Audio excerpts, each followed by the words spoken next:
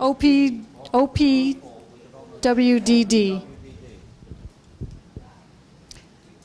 Does this affect the group homes and the adults who are waiting for placement? I assume by this that means the waiver. One of the things that the assessment is going to look at is what are the housing needs of individuals.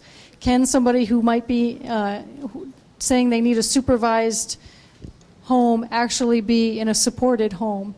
When we look at the characteristics of individuals who are in a supervised setting right now, we do know that there is a percentage of some of them who could be in a more supported setting.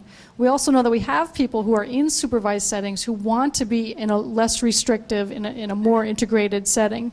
So our hope is that through the waiver process, those people who want to move out, who believe they can do better in a more integrated setting, have the ability to do that.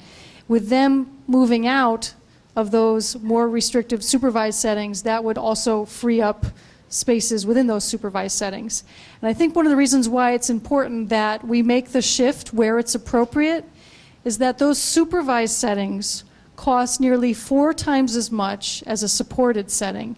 So that's a lot of resources. Even if it might only be a small percentage of people who are in those supervised settings who can move to a supported setting, moving that small percentage, whether it's 5% or 10%, if it costs 4 times as much, it frees up a lot more in resources.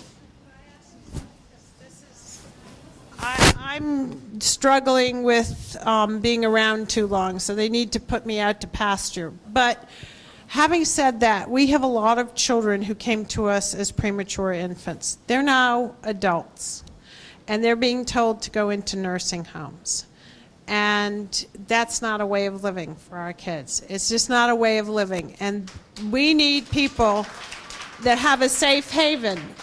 When parents say to me, I just got a diagnosis and I need to have some treatment, what do I say to them? And I'm not trying to put you on the spot, but as you do the design, or maybe I am, as you do the design, you need to embrace our kids who have a lot of needs, who need a regular home, not to backfill to the facilities. Our kids, you met Connie coming up in the elevator. Carlin can go to Bermuda. My Julia can go to the end of Cape Cod. Our kids are mobile. They deserve a life, and our families need to not be afraid that there's nothing at the end of the tunnel besides a nursing home. We need you to think about that. It is costly. We can't get away from that. But there's a way to do it so that we don't have to live in our fear, right? And you can be free, and you can move out for mom, even though that was a big step and a toughie, because she's always there. But you deserve it. Yeah, well, that's exactly what we're trying to do.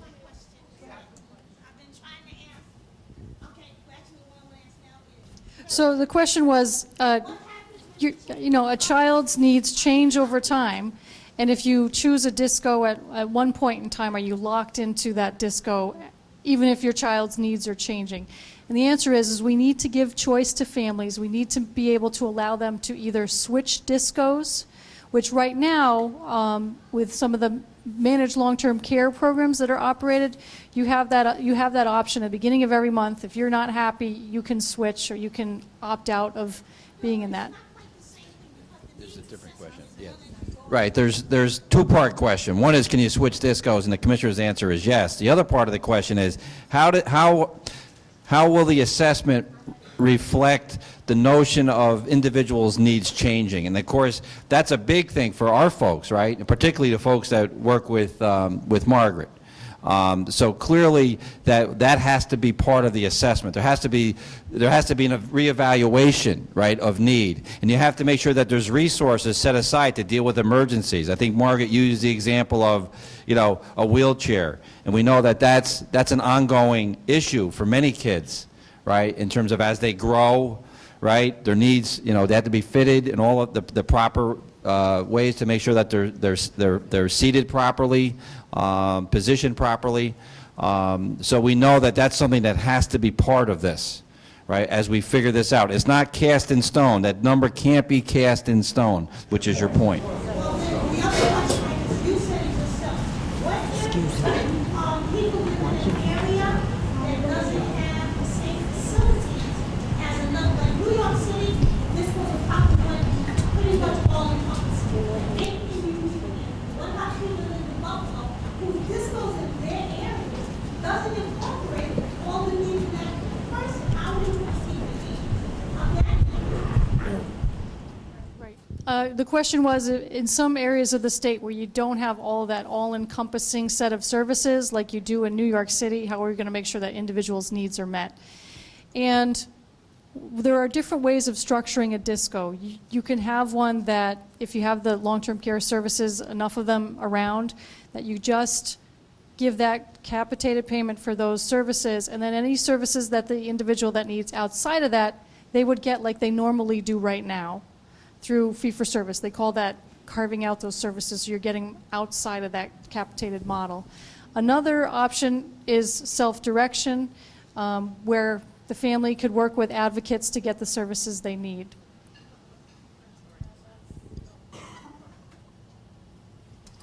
All right. What about going after Medicaid fraud? Wouldn't that be much more lucrative than taking away programs and services for the disabled? Well, the state has been very aggressive in recent years in going after Medicaid fraud. In fact, so aggressive that I think it's made some providers unhappy, because what they're characterizing as fraud is they've been using a very broad definition. So I know that they'll continue to do that. They continue to seek ways to collect money. It's been a major priority for the administration. This is a long one. If a child who receives waiver services also is receiving self-determination via the waiver, how would this new waiver affect the family's choices and options in self-determination? We basically would want that option to continue. This is something that a theme we've been talking about all night, is building on those self-determination programs and options. Would the family still work with a core team of their CSS broker and SCIP Medicaid service coordinator and MSC supervisor, or would all that be phased out for one-stop shopping? That might depend on the region that you're in and whether SCIP aligns itself with another set of providers. I guess it's kind of hard to answer that question globally, because it may depend on where you are. How would service options be affected? Currently, under a family under self-determination can choose the self-determination services for their child among providers who do not take any form of Medicaid or insurance. How would this change? So my assumption is that if you're using providers who do not take any form of Medicaid or insurance, you're somehow paying for that. So I would assume that in the new world you would continue to have that option and pay for those services. We get Medicaid reimbursements. Our Buffalo and Rochester families can't hear you, so we need to repeat the question. The last part of the question was, how would, or did you read about the person in the audience? Okay.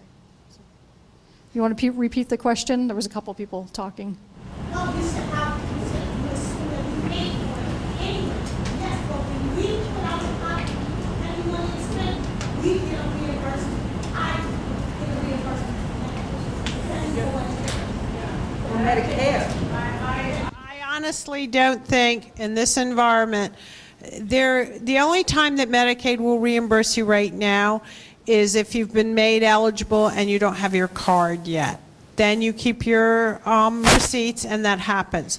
Will Medicaid go out and pay you directly? No, it's very complicated because it's Medicaid is in your child's name for the most part, right? So if that asset is associated with your child, you might knock out your eligibility. We've had problems with that. For instance, under Medicaid, you can get your insurance premium paid for if it's cost effective. We've been working with families to do that. Well, in one instance, a family got a $990, and it was taxable. So it's very tricky for Medicaid to reimburse you directly. It's not the best idea since sliced bread, because the fraud company comes marching right through. So it's better to have people that you choose pay paid directly. That's the advantage of the brokers. To get that money in your hands and then have to pay somebody, you have to do all the tax forms, you have to do all the accounting. I don't wish it on you. Maybe it is a choice, but it sounds like a rotten idea to me, because we already have families that, for instance, if you're insured with GHI, you get the check back, right? But it doesn't tell you what they're reimbursing, so you have no idea. So you have a whole nother bookkeeping nightmare, and we've been through this with some of you trying to sort it out. So I would say, you decide how the money should be spent, let them pay the tab. It's like we're a cheap date.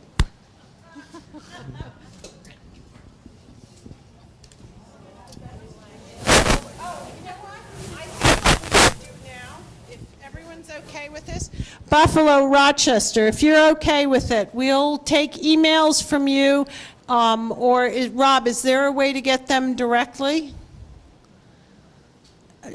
Do we have a phone there that, I know that, but if they have questions, if we open it up to the floor now, because I think that's what everyone's itching. Oh, I'm sorry. After this question, and we're going to test their reading skills, I think we'll try and open it up to the floor for just a bit. So if you're in Buffalo or Rochester, get your questions to Rob and he'll transmit them to me. They can what? Oh, you're on the audio conference, so what do they have to do? Oh, you have to take it off mute, but Donna, don't have 20 people ask the question at once. Do it selectively. That's Donna. That's Buffalo. Okay, so we're going to answer this question, and then we'll take a question from Buffalo, Rochester here. How does that sound? Okay, let's see if there's a quick way I can get through this. Some of us whose children have waivers have purposely opted out of the HMO-type Medicaid medical insurance plan. We are families who want to keep our waiver services, such as respite, ResHab, but we have our own private health providers, our own private health insurance, so we have formally opted out of even having the waiver count as secondary insurance via the official opt-out plan. Under the new plan, would children who are Medicaid waiver recipients be forced to accept the HMO-type Medicaid health providers if they want to keep their waiver? So why don't we start with that? So they have their own health insurance. Right. I would think. They won't, in New York State, they won't take them in any other managed care model. They're excluded. They're not only allowed to opt out, they're excluded because they can't, I'm sorry. The issue is in New York State, if you've got third-party insurance, they won't allow you to opt in because they haven't figured out how to coordinate Medicaid managed care and third-party insurance. So they won't even let you in the door.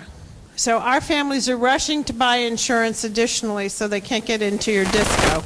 No, the question is, we know how to manage Medicare and Medicaid in managed care. That's starting to unfurl. What we have never been able to figure out successfully is a managed care model coinciding with a Medicaid managed care and third-party insurance. So I think that's the first part of that question. The third party is secondary to Medicare. Medicare, yes. It can never be secondary to Medicaid. Medicaid's always the payer. Right, Medicaid's always the payer of last resort. So this is a problem with our current system, so how would we do this in the new world? Well, it's first of all good to be aware that it's a problem that families are encountering because it was not on my radar screen. I don't know if I can give a specific answer as to how we would ensure the coordination. We just say something we gotta take under advisement. Yeah, so we're basically saying this, thank you for bringing it to our attention, we'll take it under advisement. If I was running this, I wouldn't have shown this to you, so you know I'm not messing with this. Would one-stop shopping administrators be orchestrating mandatory health procedures as well as Medicaid services? Orchestrating mandatory health procedures. So this is services, all right. All right. What people are worried about is certain of our children are so susceptible that certain facilities mandate vaccinations. But certain of the trusted physicians will say, skip this one, don't do this way, don't do that way. But what people are afraid of, if they go into this medical model, this HMO model, will they then be told, well, vaccinate or die, and we won't treat you because that's AMA. Yet there are a lot of physicians who've worked with our kids who say, we don't want you to have this vaccine. It's not only our parents cooking this up. It's, you know, AMA in the physician's mind. So what families are afraid of in the DISCO model is that they'll have control and say, we're going to, you know, mandate that you have this treatment. That's an interesting question. Yeah. I have to be honest, I don't know if I have an answer for that. Yeah. Right, it is part of preventive medicine and having vaccinations and that type of thing. It is also one of the measures that the Department of Health uses when they look at quality of plans. They look at the percentage of people who have been vaccinated. So I would think that that would be something that we would normally, until this was brought to my attention, normally consider something that was just a given. Thank you for bringing it to our attention. All right, many waiver parents work with specialists as primary physicians. Many of our kids have allergies and serious environmental sensitivities that require more than a standard HMO type care. Some kids have modified vaccine schedules or opt out of flu shots, or their families opt out of recommendations. So that's again to the flu shots. Most families would not want to sacrifice the option to only seek the advice of their child's private doctors and would not wish to sacrifice medical choice in any way, shape, or form just to keep waiver services. You know, some of this does come back to the assessment about the needs of the individual, making sure if that assessment says that an individual needs a certain service, then the plan is going to be responsible for making sure they get that service. But knowing that a lot of families have a number of specialists, I would think that the consideration would be given to what the physician thinks the individual needs. They're going to be part of that assessment team.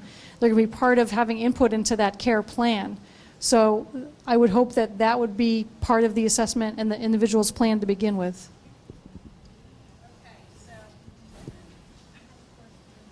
Okay, so I think that what we'll do is give Rochester, are you there? Unmute yourself, decide who's going to ask a question. We'll repeat it out loud, and then we'll hand over the mic. Rochester, are you guys there?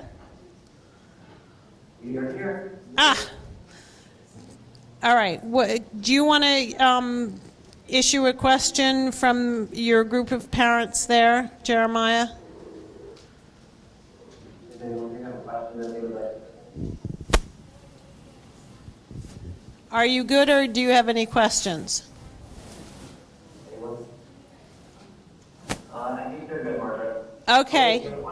All right, so we can guarantee that Buffalo will get 2.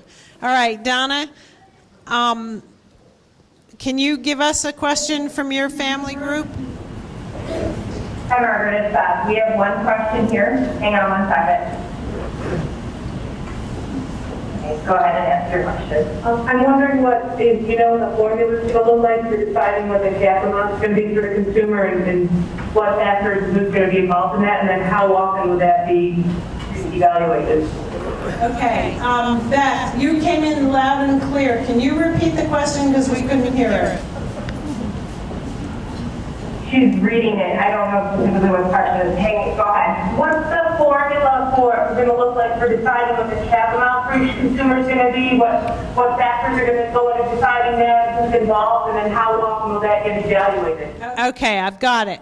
They want to know from Buffalo what factors are going to play into creating the caps, what factors are going to weigh in terms of needs, how the tool will be developed, and what considerations will be taken into consideration. Is that your question in a nutshell?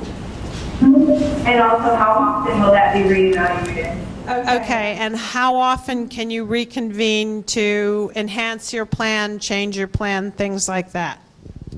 So the assessment will be very comprehensive in looking at the individual's needs. It's going to take in the full range of what they might need. The tool that we're narrowing down to potentially using, there were two that were discussed by the waiver design teams this summer. There was the supports intensity scale and the InterRAI, as it's known, RAI.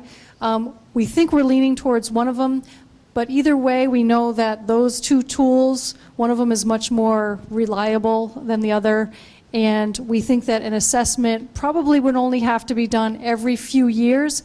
But again, it would depend on the individual. If the individual was somebody who was likely to have changing needs more frequently than that, or if it was indicated that they had a change in need and needed a new assessment, then we would move forward with having an assessment more frequently than that.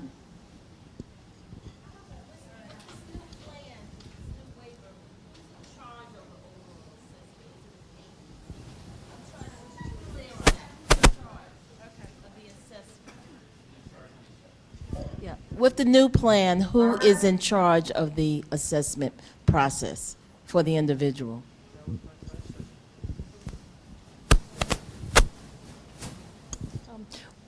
At this stage, we're thinking that the state would be the entity that would be doing the assessments. So we'd be responsible for looking at, and part of the reason for doing that is to make sure that there's that separation between providers and the state who would be doing the assessment. Yes, OPWDD.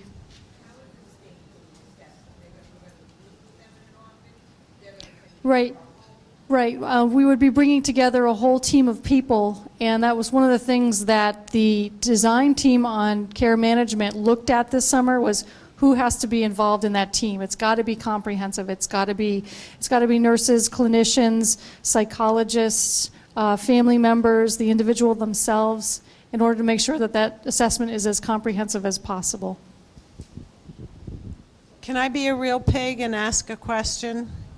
And then we'll bring it out here. What are the safeguards? Right now, we have appeal systems, we have safeguards, we have all sorts of cushions for our families. We know how to appeal a service immediately. We know how to take something to fair hearing. We know how, because we don't provide services, how to impact the service delivery system to get families what they need.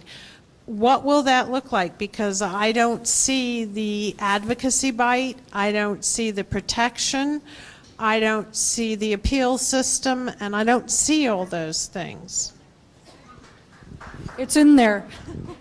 You know, that's one of the things that CMS is also adamant about and asked about again today, is making sure that we have an advocacy component, making sure we have an appeals process, making sure we have some form of due process for people who disagree with the decisions that have been made.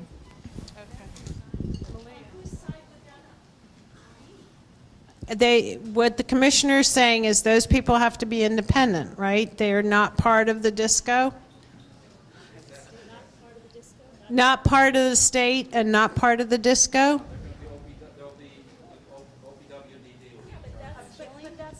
That's completely biased. If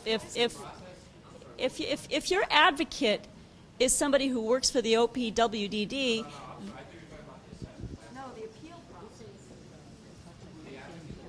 Yes. Who will the advocate be for the appeal process?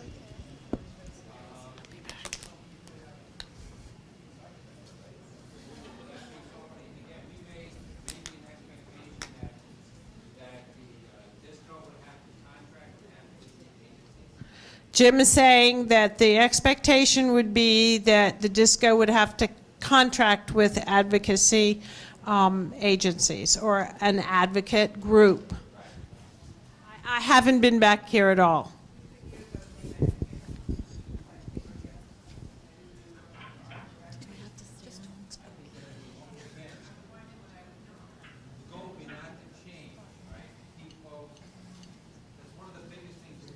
Margaret, we do have a question here in Rochester if you get a chance.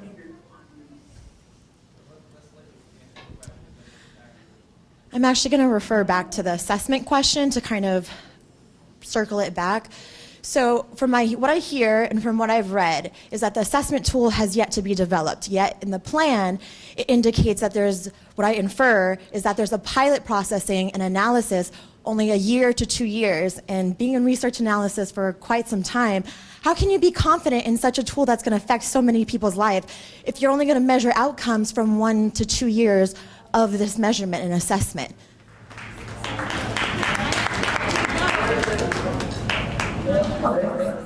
Hold it, hold your fire. I'm coming, and I'm old, and I don't move so quickly.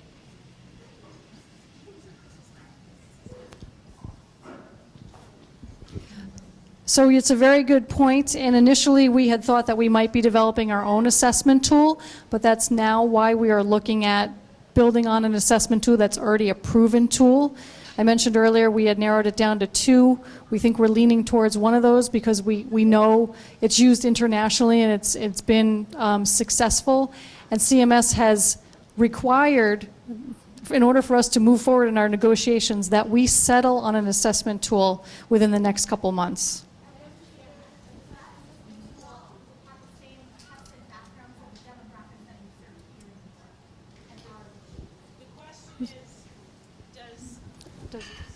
The question is, does that assessment tool align itself with the demographics in New York? I don't know if it aligns itself with the demographics, but it's been a tool that's been tested to prove that no matter who's using the tool and what group of people is using the tool, it has what they call inter-rater reliability, so that you're getting the same results regardless of who's using the tool to make the assessment. Do you feel confident in this tool that within only a 1 to 2 year measurement of outcomes, which, by the way, this population has been one of the most difficult populations to measure outcome measurements because of all the diagnosis. So I'm just wondering, how confident are you that within 1 to 2 years that this tool is going to be the tool? Well, I think that this tool is going to be a lot better than the tool that we currently have. And the pilots, I think, will also give us results as to whether the tool is as effective as we're hoping it's going to be. You know, we looked at a broad variety, and we looked at not just what's in the U.S., but what's out there internationally as being considered the most effective and the most cutting edge. So I think that's going to be a tremendous improvement to our system.